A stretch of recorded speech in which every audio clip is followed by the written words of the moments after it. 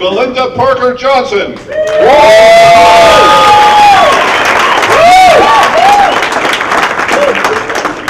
Good evening. My subject is husbands. I have one.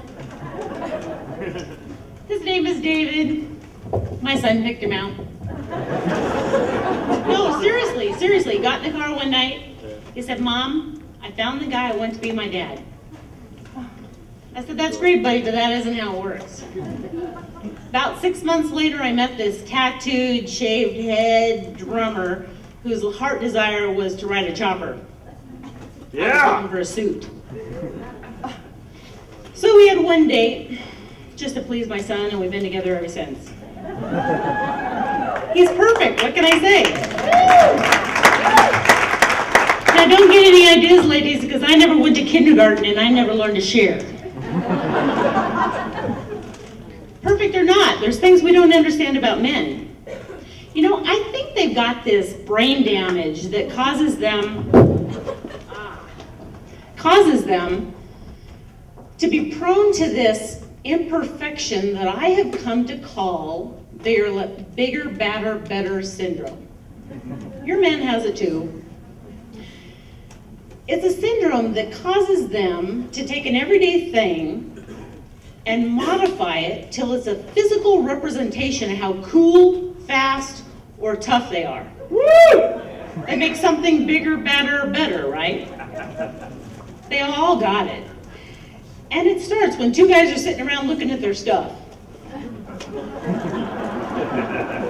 And one of them says, "You know, I think if I modify that, I can make it..." And ladies, bigger, badder, better is going to cost you. And somebody may get hurt. Take my husband, for example. He's got this chopper, and the guy who built it put insane amounts of money in the thing. He brought parts in from all over the world. It is a beautiful, sick bike. But he is constantly tinkering, modifying, and manufacturing another part. Right? He says to me the other day, "Honey, I think I need to make this adjustment in the motor, this modification in the motor." And then he goes into sales mode. "Honey, it's going to give me better MPGs, and maybe it'll enhance the performance." I hear him tell the guy over the fence, the next door neighbor, "I think it's going to give me 25 more pounds of torque and 25 more horsepower." Right? If I don't give him a complete nod on the thing, he starts over. He comes back with the sales pitch. "Honey, you know my brakes are squeaking. And if I let those go very long, the rotors are going to be bad. So I think it makes sense while I'm in there already to make the modifications to the engine while I'm already in there changing the brakes." They're going to make the modifications, girls. They're just going to do it. They can't help it. Think of all the things that wouldn't even exist if there wasn't men.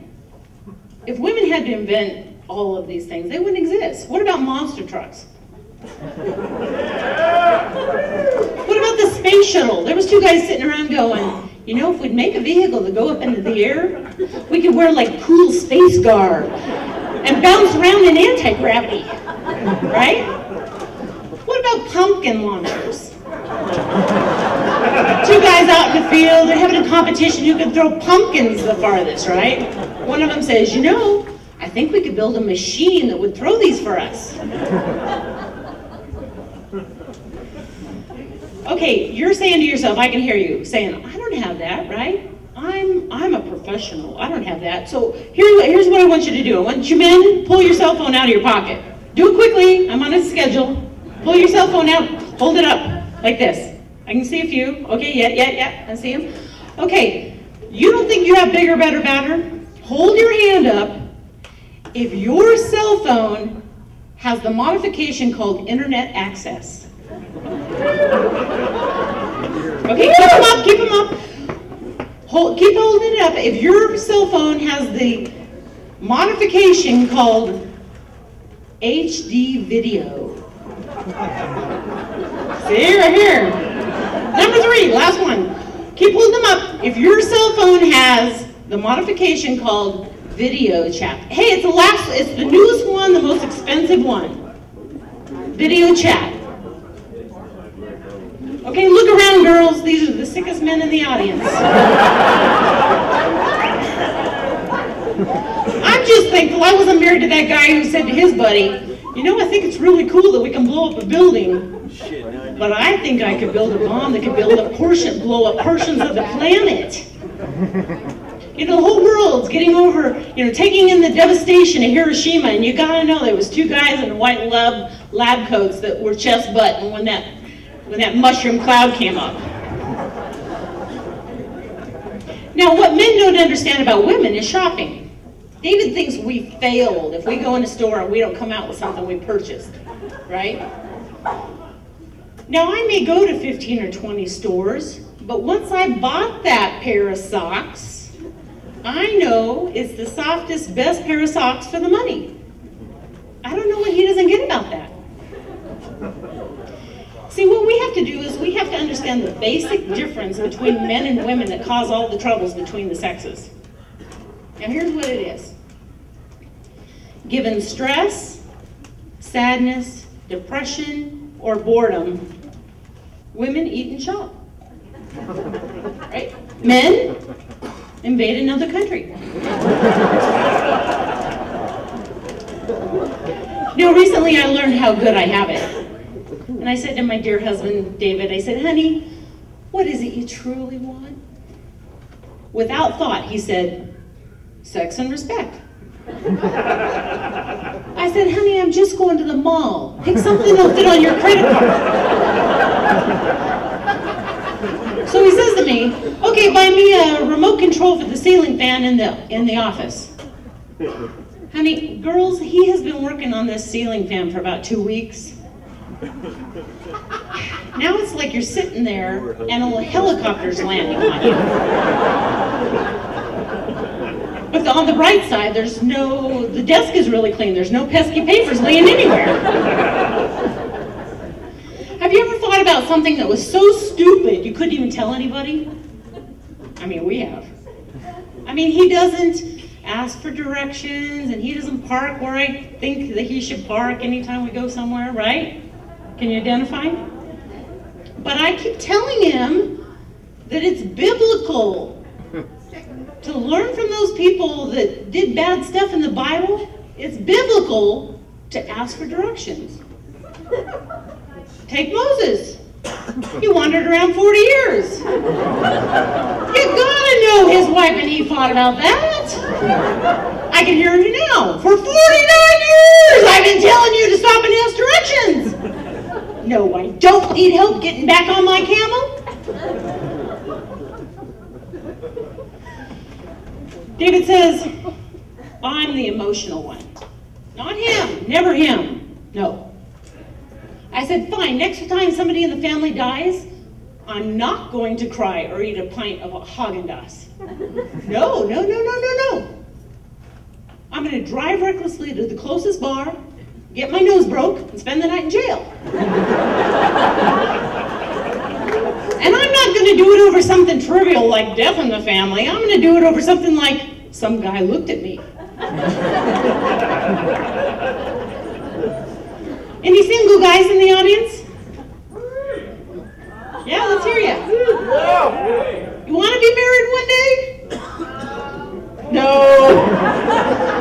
Well, the rest of you could just be happier than all happiness like the rest of us that are married. What I want to know is why y'all lie on your profiles and in those personal ads. Seriously. The way I figure it, you either let them down now or you let them down later. The ads all read the same thing, right? They all say, single white male, athletic, height proportionate to weight, seeks woman for candlelight dinners and walks on the beach. Come on. I'm waiting for one brave guy to write, pasty single white male. Farts, burps, and has no life except my truck, my dog, and football. Seeking woman hotter than any of my friends think I can get.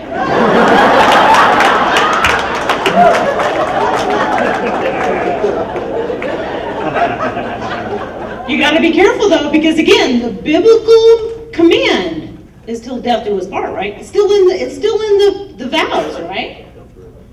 But when those vows were written, or when that command was given, we didn't live as long as we do now. I mean, they had the good plagues back then.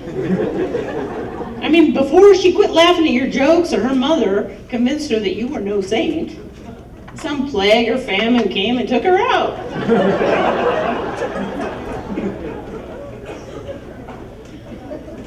Well, the best part, I think the blessing, the best part of life is having somebody that you love immensely. A beautiful wife who's your partner, your playmate, your emotional support. And women, don't we love it when our man wraps his arms around us and says those 3 little words we've always longed to hear? You were right.